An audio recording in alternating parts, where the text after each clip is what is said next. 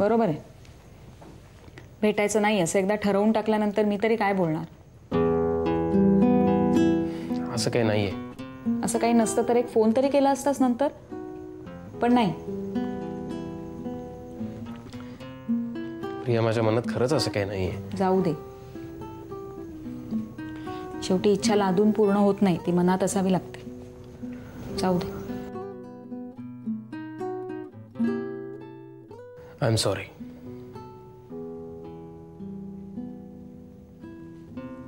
स्वप्नील, काय झालंय? काहीच नाही. मग हे सगळं तू मुकाट्याने ऐकून घेतलंस? एरवी एक शब्द खाली पडू दिला नसतास. एक तर तुला राग आलाय किंवा तू फक्त फिजिकली इथे आहेस, मेंटली भलतीकडेच आहेस. खरंच नाही प्रिया. एक विचारू? विचार. मला मैत्रीण मानतोस ना अजूनही? हा काय प्रश्न आहे? नाही, तूही बाकीच्यांसारखाच बोलत नाहीयेस. मला वाटतं तुझंही मत काहीसं असंच झालंय की माझ्या डोक्यात काहीतरी बिघाड झालाय. तो झालाच आहे. तू हे जे काही सगळं बडबडतेस ना, त्याच्यावरून तसंच वाटतंय. बरं, आता तुला मला खरं खरं काय विचारायचंय ते विचार. स्वप्नील, मला सांग, मी तुझ्याशी कशी वागली? रात गई बात गई, सोडून दे ना. हे तू स्वतःलाच अजून समजावू शकला नाहीयेस. हे काय मला कळत नाहीये? आय नो, मी तुझ्याशी सुद्धा विचित्र वागली असणार आणि म्हणूनच तू अस्वस्थ आहेस. तुझ्याही मनात हा प्रश्न असणार की मी अशी का वागली. ह्या प्रश्नाचं उत्तर माझ्याकडे सुद्धा नाहीये, कारण मला आठवतच नाहीये मी कशी वागली. आणि म्हणूनच प्लीज मला मदत कर. बोल. मला सांग, त्या दिवशी तू मला कुठून पिकअप केलंस? भाईंकडून. भाईकडून? पण मी का गेले असेल तिथे?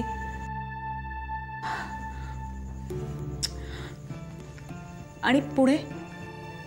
पुढे काय, तू कोणाला तरी फोन करत होतीस. कोणाला?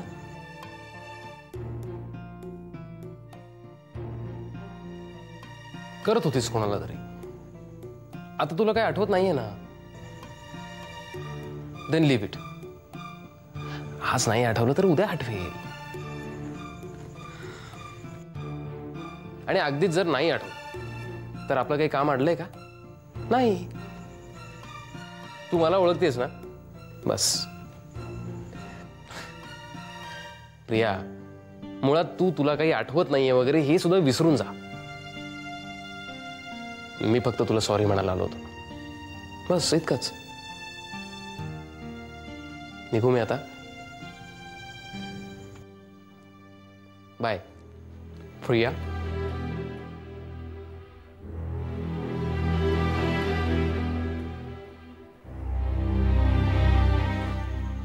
एक सांगू स्वप्नील, मला गोष्टी आठवत नाहीयेत म्हणून मी अस्वस्थ आहे. आणि तुला सगळ्या गोष्टी माहीत असून तू अस्वस्थ आहेस. तुझ्या बस इतकंच, मध्ये फक्त इतकंच नाहीये. आणि हे तू लपवूही शकत नाहीयेस. आणि म्हणून मी जास्त अस्वस्थ आहे.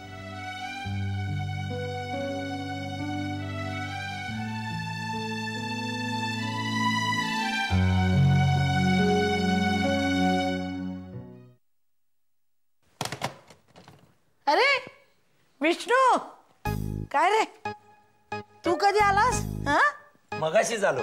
हो, आता निघालो. पण निघालास काय? हा, मोर्चा करायला आलास की काय? जेवून बिवून तरी जायचा रे. मालक पोथी विसरले नाही, इथे ती न्यायला आलोय. हो, कसे आहेत रे बाबा? बाबा इथून वसईला गेले ना तेव्हापासून अगदी मला कंटाळाच आला इथे. त्यांचंही तसंच झालंय. ते इथून केव्हाही तिकडे गेले की तिकडचे काही दिवस नसतातच. ते मनाने इथेच असतात. सारख्या इकडच्या आठवणी काढतात. आणि एकदा आठवणी सुरू झाल्या की तासन तास थांबत नाहीत. हे विष्णू, माझ्याबद्दल बोलतात का रे? बोलतात ना. मी इकडे यायला निघालो ना तर मला म्हणाले सुद्धा, कुसुम ताईला विचारलं म्हणून सांग. बिचारीला ओको बोको वाटत असेल सगळं. खरं सांगू का, बाकीच्यांपेक्षा तुमच्याविषयी बोलताना फारच हळवे होता तो मालक. एकदा इथून पळूनच येणार आहे तिथे. खरंच या.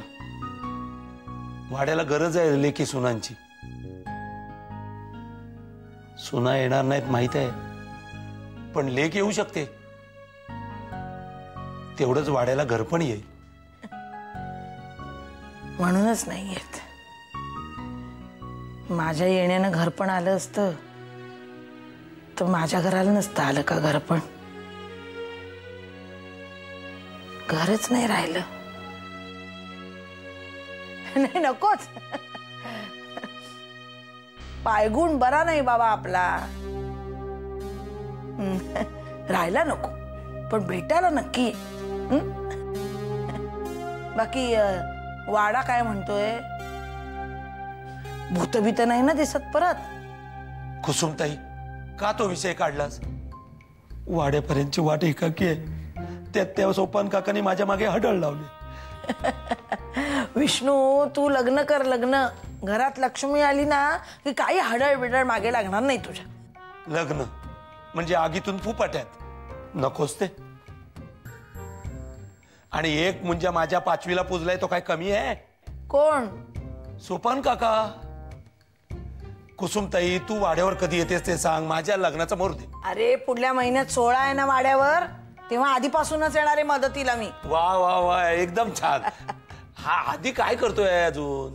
अरे नट्टापट्टा चालला असेल त्याचा. थांब तू, मी बोलावते त्याला. बस. मला उशीर होतोय. मग आधी आधी.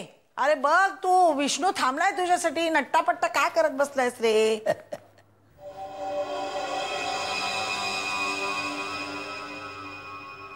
आकाशात गगन भराऱ्या घेणारा रथ जमिनीवर आला तर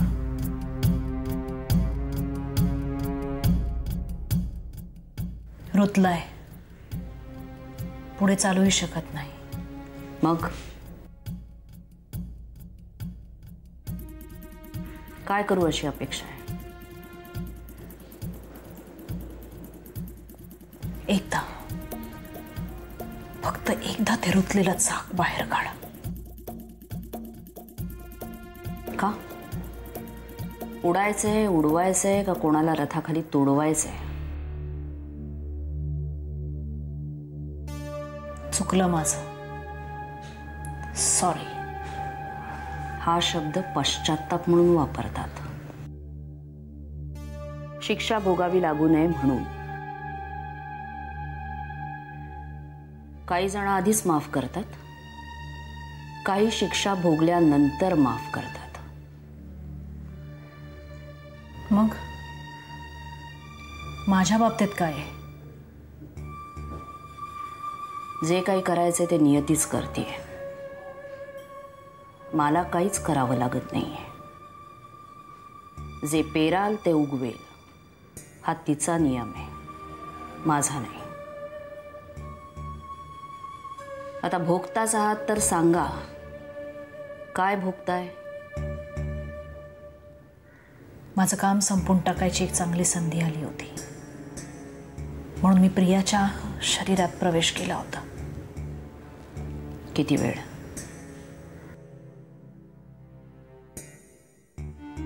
12 तास.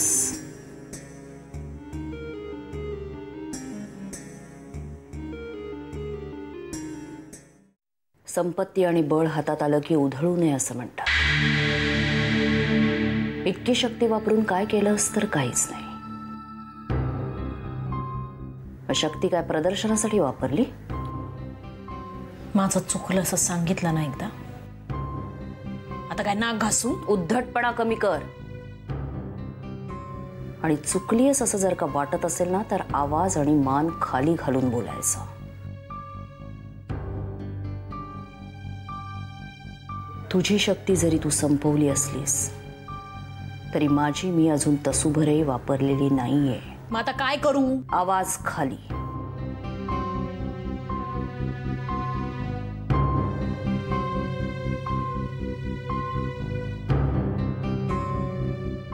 काय करू? राग शांत,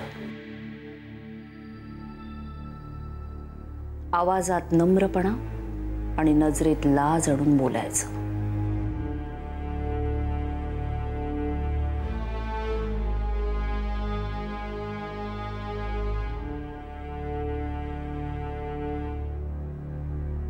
प्लीज, माझं चुकलं. आता काय करू मी? That's like a good girl.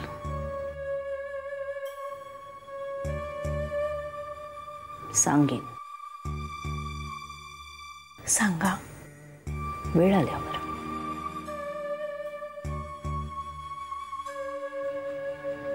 कधी येणार वेळ? काळ आल्यावर. आता तो कधी येईल म्हणून विचारू नकोस. तो आला की सांगेन. तोपर्यंत वाट बघ काळाची.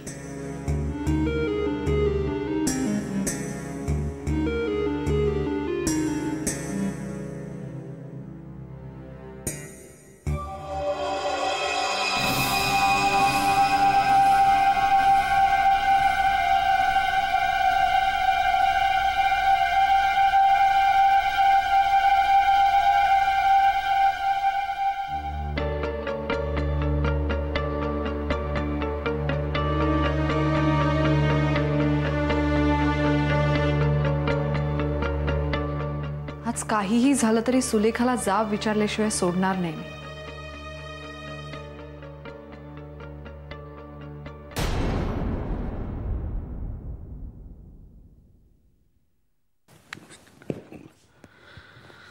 काय झालं? कोणाला फोन लावताय? चंदूला. यांचा फोन ना पहिल्या फटक्यात कधी लागतच नाही. अहो ते सगळे आले नसतील पुण्याहून अजून. अगं त्याचा मोबाईलही लागत नाहीये. मग काहीतरी रेंजचा प्रॉब्लेम असेल. मला कोणाला फोन करायचा असला त्याचा फोन लागत नसला ना मला खूप अस्वस्थ व्हायला होतं. घ्या. अहो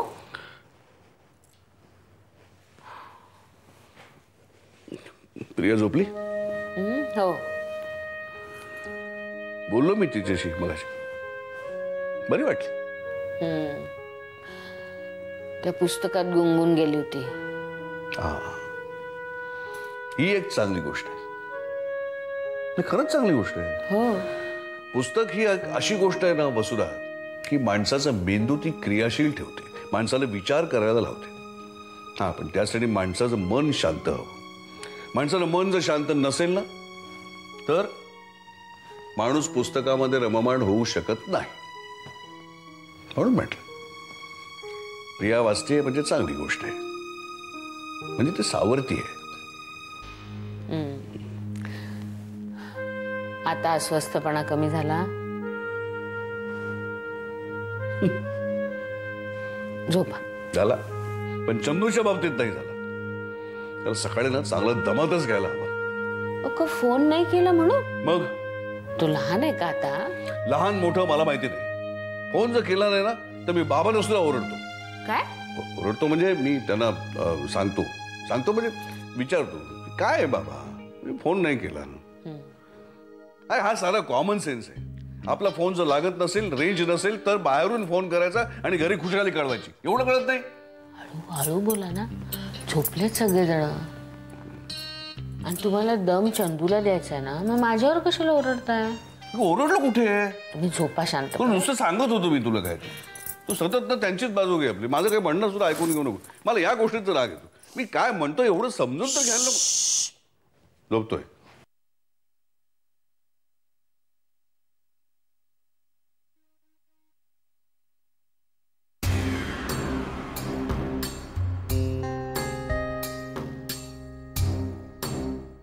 अख्खी रात्र जागीन पण सुलेखानी मला उत्तरं दिल्याशिवाय मी झोपणार नाही.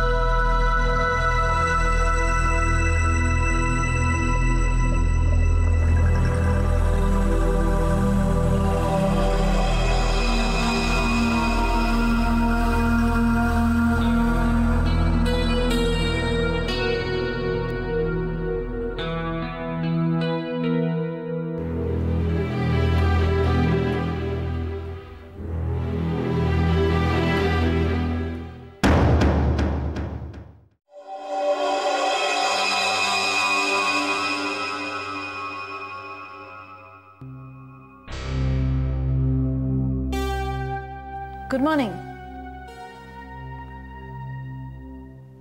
गुड नाईट म्हणायला काल घरी आली असतीस तर बरं वाटलं असतं.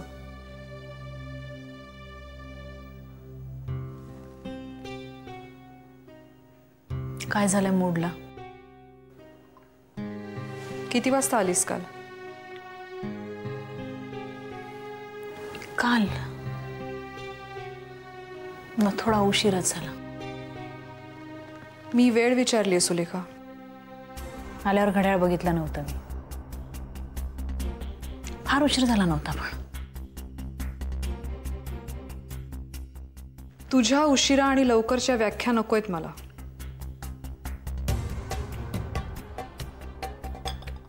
मी काल आले तर तू झोपली होतीस इथेच. मी रात्री 2 वाजेपर्यंत वाट पाहून झोपले होते. असेल. उशीर का झाला?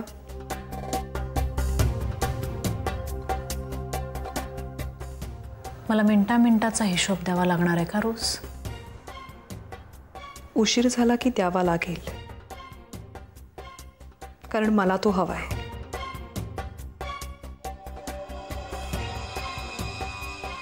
सवय नाहीये मला हिशोब द्यायची, माहितीये तुला. नाहीये ना? मग आजपासून लावून घे. हे बघ दी, तुला राग आला तरी चालेल, पण माझ्या बहिणीच्या उशिरा येण्याबद्दल कोणीही उलटसुलट बोललेलं मला चालणार नाही. माझ्याबद्दल जर कोणाला संशय येत असेल तर मग बाहेरनं कुलूप लावून घेत जा. ते मी बघीन, पण माझ्या काही प्रश्नांची उत्तरं मला हवी आहेत आजच.